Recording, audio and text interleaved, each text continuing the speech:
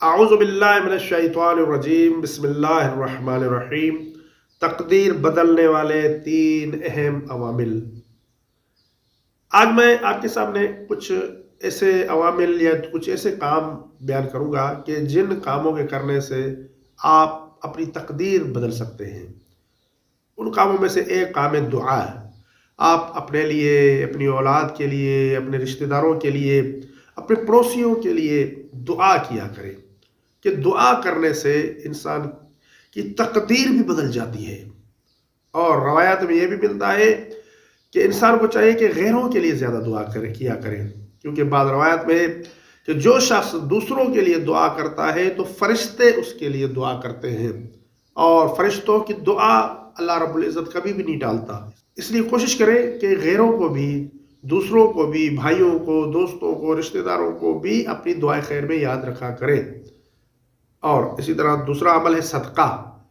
صدقہ دینے سے بھی انسان کی تقدیر بدل جاتی ہے۔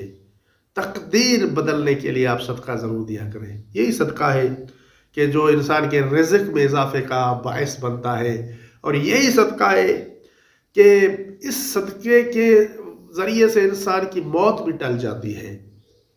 اور تیسرا عمل جو تقدیر کو بدلنے کا ہے وہ ہے مولا حسین علیہ السلام کی زیارت۔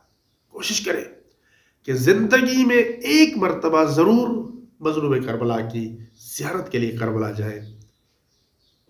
آپ کوشش کریں، اللہ تعالیٰ مسبب الاسباب ہے، وہ کوئی نہ کوئی راستہ مہیا فرمائیں گے۔